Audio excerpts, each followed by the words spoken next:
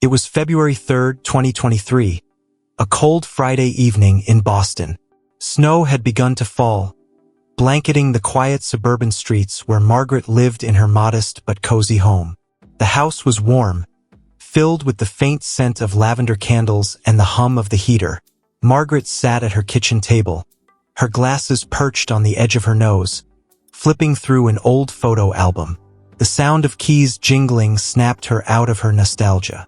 Greg walked in, shaking snow off his coat and flashing her a warm smile. "Got that tax software you wanted," he said, holding up a bag. Margaret stood, smiling. "You're a lifesaver, Greg. You know I'd be lost with this stuff." He chuckled, shrugging off his coat and setting it on the chair. "It's no big deal. Emily would have helped, but I know how swamped she's been at work lately." Margaret's smile faltered for the briefest moment before she turned back to the table. "Yes, she's always busy these days," she murmured, her tone unreadable. Greg didn't notice. He unpacked the software and booted up Margaret's laptop on the kitchen table. They worked side by side, Margaret occasionally leaning in closer than necessary to see the screen. It was a few hours later when everything changed. Greg glanced at the clock.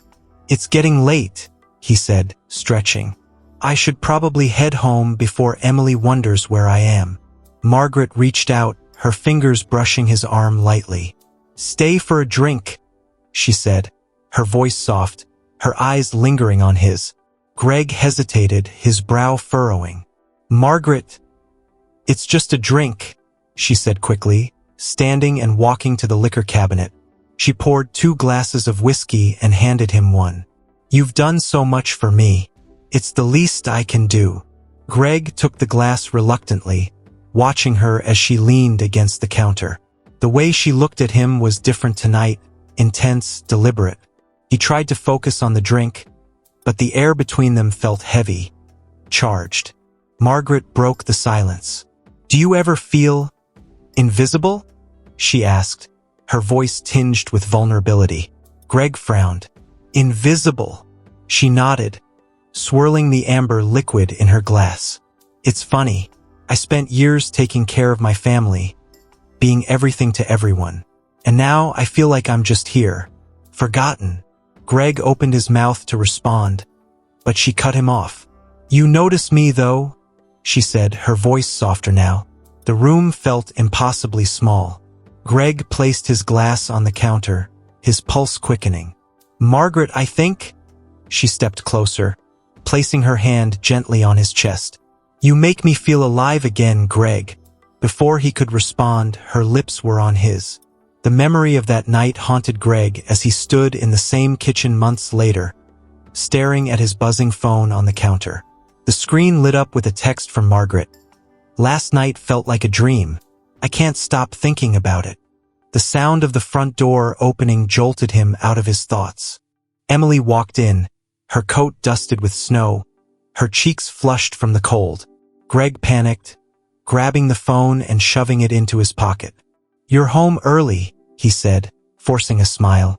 Emily set her bag down, her expression neutral. "Forgot some files. Thought I'd grab them and head back to the office." She paused, her gaze lingering on him. "You look jumpy." "No," Greg said quickly. "Just tired." Emily walked to the kitchen table, sorting through a stack of papers. Greg's heart pounded as he watched her, terrified she'd notice his phone or that something would give him away. Her eyes flicked toward his coat, and she froze. "Your phone's buzzing." Greg's blood ran cold as she reached for the coat pocket where he'd hastily shoved it. "It's probably just spam," he said, trying to sound casual, but his voice cracked slightly. Emily pulled out the phone, her expression unreadable as she glanced at the screen. The message from Margaret was still there, glowing like a beacon in the dim kitchen light. The silence was deafening. Emily's hand trembled as she turned the phone toward him. "What the hell is this?" "Emily, I can explain," Greg stammered, taking a step toward her. She stepped back, her face pale, her eyes blazing. "Explain what?" "That my husband and my mother have been sneaking around behind my back." "It's not what it looks like," Greg said desperately. Don't, Emily snapped, her voice cold. Don't insult me with lies. Her words cut like a knife, and Greg felt the weight of his betrayal crashing down around him. Emily, please, he began, but she shook her head. I can't believe this, she said, her voice breaking. The two people I trusted most. How long has this been going on? Greg opened his mouth, but no words came. Emily's expression hardened. She grabbed her bag and stormed toward the door. Neither of you deserves to call me family anymore, she said, her voice trembling with rage. The door slammed shut, and Greg was left standing in the empty kitchen, the echo of her words ringing in his ears. Upstairs, Margaret stood at the window, watching as Emily's car sped down the street. Her hand tightened on the curtain as guilt and something darker flickered across her face. She knew this day would come, but she hadn't expected it to happen like this.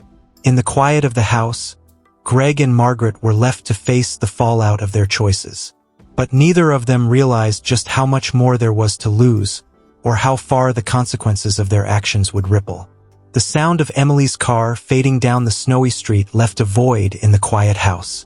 Greg slumped into the nearest chair, his head in his hands. Upstairs, Margaret remained frozen by the window, her breath fogging the glass. She watched the taillights disappear, knowing the fragile balance they had maintained was now shattered beyond repair. The kitchen clock ticked loudly, each second stretching into an eternity. Greg stood abruptly, pacing the room as he wrestled with the storm raging in his mind. Finally, he walked to the foot of the stairs, looking up toward Margaret's bedroom.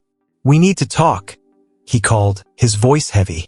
Moments later, Margaret descended the stairs, her robe pulled tightly around her as if it could shield her from what was coming.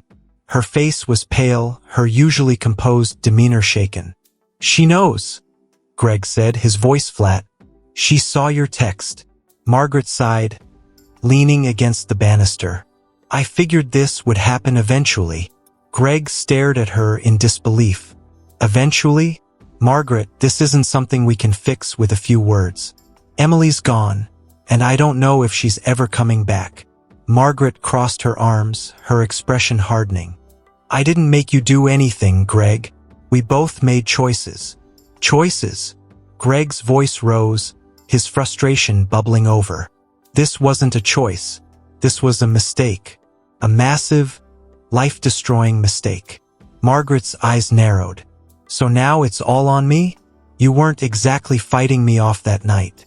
Greg fell silent, guilt and anger warring within him. The hours crawled by, the house suffused with an oppressive silence.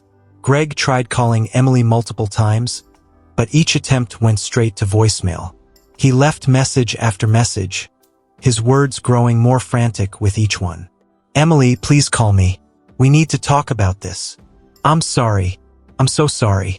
Just come home, and we can figure this out. But the silence on the other end only deepened his dread.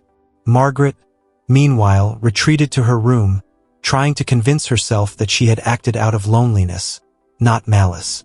She replayed the events of the past few months in her mind, searching for the moment when things had crossed the line. The truth was, she had known it was wrong the entire time, but she had let herself believe it was harmless, a fleeting connection to someone who made her feel alive again. It wasn't until late that evening, as Greg paced the living room, that his phone finally buzzed. He grabbed it, his heart leaping, but his hope was short-lived. It wasn't Emily. It was a message from an unknown number. You're going to regret this. Greg stared at the screen, his blood running cold. He reread the message, his mind spinning. Who could have sent it? Margaret, he called, his voice sharper than he intended. She appeared at the top of the stairs, her expression wary. What now? Greg held up the phone. Did you send this? Margaret descended slowly, squinting at the screen. Why would I send that? What is it? Greg shook his head. Someone knows, Margaret. Someone besides Emily. Her face paled. That's impossible. No one else could know. Clearly someone does, Greg snapped. And if this gets out, our lives are over. Margaret sank into the nearest chair, her hands trembling. Who could it be? Greg began pacing again, his mind racing. I don't know. Emily wouldn't do something like this, not right away at least. But if someone else found out... Margaret buried her face in her hands. What are we going to do? The next day, the cracks in their carefully constructed lives began to widen. Greg went to work as usual, hoping to distract himself from the chaos at home. But as he walked into his office, he noticed the shift immediately. His co-workers avoided his gaze, their conversations quieting whenever he passed by. It wasn't until lunchtime that one of his friends, Michael, pulled him aside. Hey man, Michael said, his tone hesitant. You okay? Greg frowned. Yeah. Why? Michael glanced around nervously before lowering his voice. I think you should know. Someone's been saying stuff about you. About you and your wife's mom. Greg's heart plummeted. What are you talking about? Michael hesitated before pulling out his phone and showing Greg a post on social media. It was vague, but unmistakably about him. Funny how some people can smile at you while stabbing you in the back. Can't wait for the truth to come out. The post had been made by Emily's best friend, Laura. Greg's chest tightened. Laura was fiercely protective of Emily, and if Emily had confided in her, it was only a matter of time before the entire family found out. Meanwhile, Margaret was dealing with her own fallout. She was at the grocery store, walking down the aisles in a daze, when she spotted an old friend, Helen. They exchanged pleasantries, but Margaret could tell something was off. So, Helen said, her voice overly casual, I hear things have been tense at your house lately. Margaret's stomach dropped. What do you mean? Helen shrugged, her expression carefully neutral. Oh, just some chatter. You know how people talk. Margaret forced a smile, finishing her shopping as quickly as possible.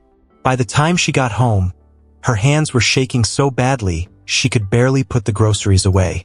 That evening, Greg and Margaret sat in the living room, the weight of their mistakes pressing down on them like a physical force. Emily's not coming back, Greg said finally, breaking the silence. Margaret looked at him, her eyes rimmed with red. She'll come back. She just needs time. Greg shook his head. You didn't see her face.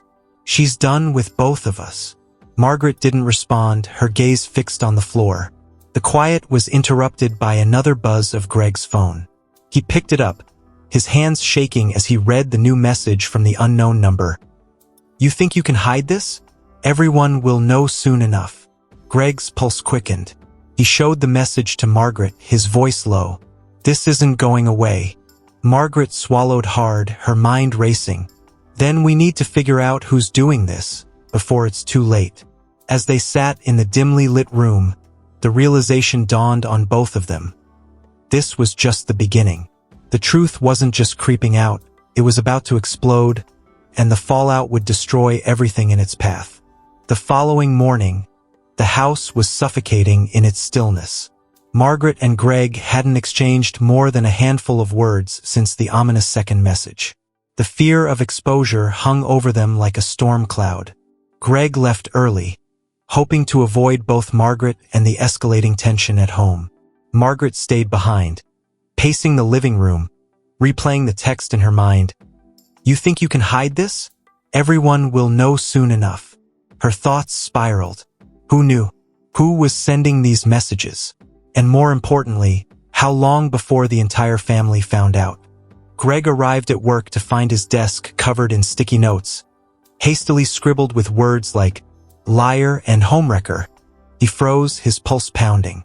The office was unusually quiet, his co-workers casting him sideways glances, their whispered conversations barely audible over the hum of computers. Greg quickly swept the notes into a drawer and sat down, his hands trembling. Before he could fully process what was happening, Michael appeared in the doorway. Greg, he said quietly, you need to come to HR. Greg's blood ran cold. What for? Michael hesitated, glancing at the floor. It's bad. You'll see. Meanwhile, Margaret received an unexpected visitor. She was sipping her third cup of coffee, still in her robe, when the doorbell rang. Expecting it to be a neighbor or delivery, she opened it without checking the peephole. Standing there was Laura, Emily's best friend. Margaret's stomach dropped. Laura's face was tight with anger, her lips pressed into a thin line. She didn't wait for an invitation, stepping into the house unannounced. "We need to talk," Laura said, her voice icy. Margaret's heart pounded as she closed the door. "Laura, I don't know what you're—" "Save it," Laura snapped, turning to face her. "Emily told me everything." Margaret froze, her mouth opening and closing like a fish gasping for air. "I can't believe you," Laura continued, her voice rising. "Your own daughter, Margaret. How could you?" "It's not what you think," Margaret stammered, her hands shaking. "Oh, really? So you didn't have an affair with Greg? You didn't betray Emily in the worst possible way?" Margaret felt the walls closing in. "Laura, please. I didn't mean for any of this to happen." Laura laughed bitterly. "Didn't mean to? You did it, Margaret. Do you have any idea what this has done to Emily? She's broken, and it's because of you. You and that pathetic excuse for a husband of hers." Margaret's face crumpled. "I made a mistake." "A mistake?" Laura stepped closer, her voice low and venomous. "A mistake is forgetting someone's birthday. What you did, that's a choice. A selfish, disgusting choice." At the HR office, Greg sat across from his manager, Rebecca, who wore an expression of forced neutrality. "Greg," she began, folding her hands on the desk, "there's been a complaint." Greg's stomach churned. "A complaint about what?" Rebecca hesitated, glancing at the papers in front of her. "It seems rumors have been circulating about an inappropriate relationship involving you." Greg's heart sank. "What kind of rumors?" Rebecca sighed, her expression softening. "That you've been involved with someone outside of your marriage. Someone closely connected to your wife." Greg felt the blood drain from his face. "Who told you this?" "I can't disclose that," Rebecca said firmly. "But the allegations are serious. And while we don't involve ourselves in employees' personal lives, the situation has created a hostile work environment." Greg sat back, his mind racing. "So what happens now?" Rebecca straightened, her professional mask slipping back into place. "We'll conduct an internal review. In the meantime, you're on paid leave." Greg's world spun. Paid leave was just a polite way of saying get out and don't come back anytime soon. Margaret, still reeling from Laura's visit, decided to call Emily. It was a risk, but she couldn't bear the silence any longer. The phone rang twice before going to voicemail. "Emily, it's Mom," Margaret said, her voice trembling. "I know you don't want to hear from me right now, but please, just call me back. We need to talk. I need to explain." She hung up, her chest tight with regret. Later that evening, Greg returned home, his face drawn and exhausted. Margaret was sitting on the couch, staring at her hands. "How was work?" she asked softly, though she already knew the answer. Greg laughed bitterly, tossing his keys onto the coffee table. "How do you think?" "Someone told HR.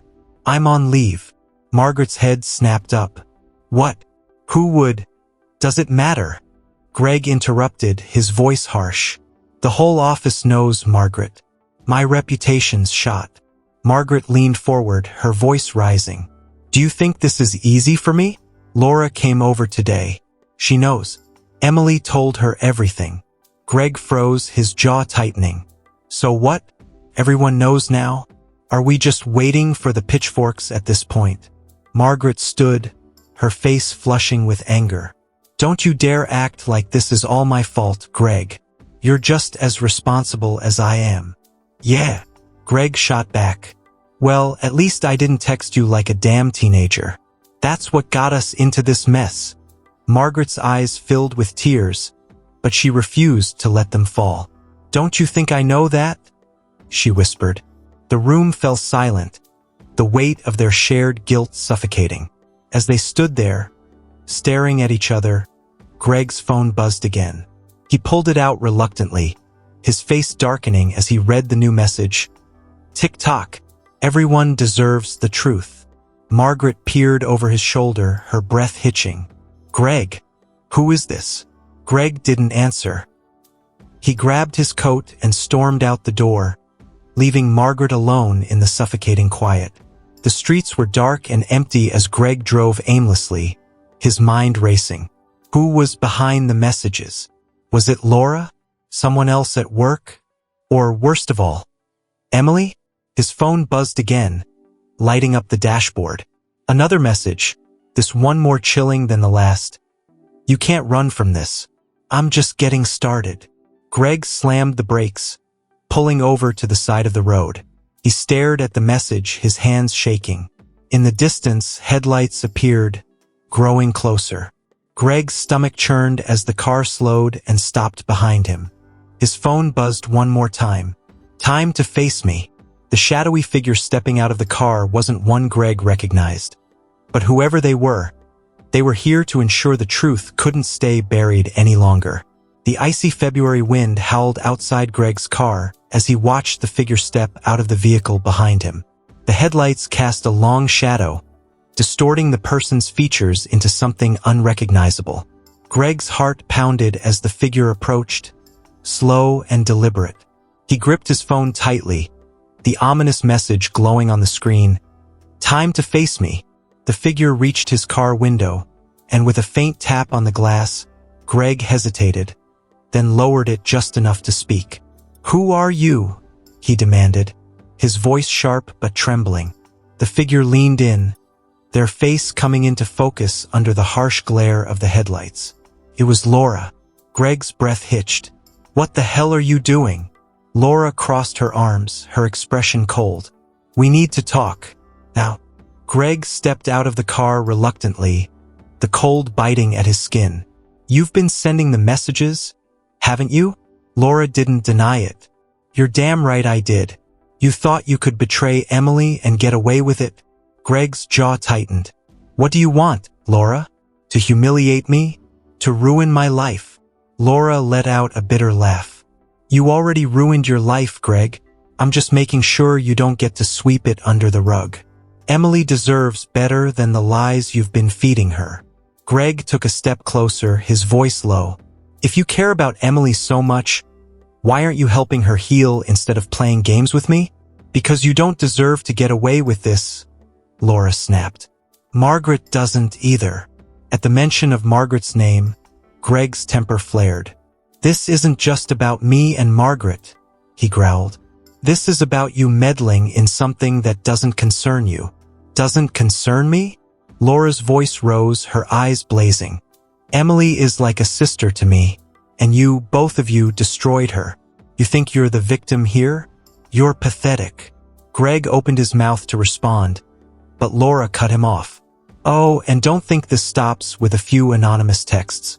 People are gonna find out, Greg. The whole family, the whole town. Everyone will know what you and Margaret did. The words hit him like a punch to the gut. He knew Laura meant every word, and there was no stopping her. Back at Margaret's house, the tension was unbearable. She paced the living room, her mind racing. The messages, Laura's confrontation, and Emily's silence were all conspiring to crack the fragile barrier she'd built around herself. Her phone buzzed on the coffee table, and she lunged for it, hoping against hope it was Emily. Instead, it was another message from the unknown number. You'll wish you had told the truth first. Margaret's breath caught, her hands trembling as she read the words. She couldn't take the pressure anymore. Grabbing her coat, she decided to confront Laura.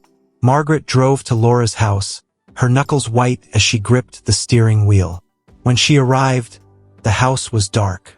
She knocked on the door repeatedly, but no one answered. Frustrated, she got back in her car and started driving aimlessly, the weight of everything pressing down on her. Her thoughts spiraled as she replayed every moment that had led to this. Her phone buzzed again. She knows where to find you. Maybe you should be the one to confess. Margaret nearly swerved off the road. The message was different this time, more direct. more pointed. She pulled over to read it again, her stomach churning. "Who's doing this?" she muttered to herself, tears welling in her eyes. Meanwhile, Greg returned home, slamming the door behind him. He found Margaret sitting on the couch, staring blankly at her phone. "It's Laura," Greg said, his voice tense. Margaret looked up, her face pale. "What? She's the one sending the messages," Greg continued, pacing the room. "She wants to destroy us." Margaret shook her head. "No, it can't just be her. There's something else, someone else." She held up her phone, showing Greg the latest message. Greg's eyes scanned the text, his frown deepening. "This doesn't sound like Laura." "Exactly," Margaret said. "I think Emily's behind this too." Greg froze, the thought twisting in his gut. "Emily? No, she wouldn't." "Why not?" Margaret snapped. "She has every reason to. And if she's working with Laura..." The sound of the doorbell cut her off. They exchanged a panicked glance before Greg walked cautiously to the door. When he opened it, he found Emily standing on the porch, her expression unreadable. Emily stepped inside without a word, her gaze sweeping over both of them. She stood in the center of the living room, her presence dominating the space. "We need to talk," she said, her voice calm but icy. Margaret stood, her legs shaky. "Emily, No," Emily interrupted, holding up a hand. "You don't get to talk first. I'm going to say what I came here to say." Margaret nodded, her throat dry. Emily turned to Greg, her eyes hard. "You betrayed me, both of you. You lied to my face, and you ruined everything I thought I could trust. Do you have any idea how that feels?" Greg opened his mouth, but Emily's glare silenced him. "And you," she said, turning to Margaret, "you were supposed to be my mother, my role model, and instead you did this? How could you?" Margaret's voice trembled. "Emily, please, I didn't mean to hurt you." "But you did," Emily snapped. "And now you're going to face the consequences." Greg stepped forward. "Emily, whatever you're planning..." "Oh, don't worry," Emily said, her tone sharp. "I'm not planning anything. It's already in motion." Margaret and Greg exchanged a panicked glance. "What do you mean?" Margaret asked. Emily pulled out her phone, scrolling through the screen before holding it up. "I sent everything to Dad. He knows."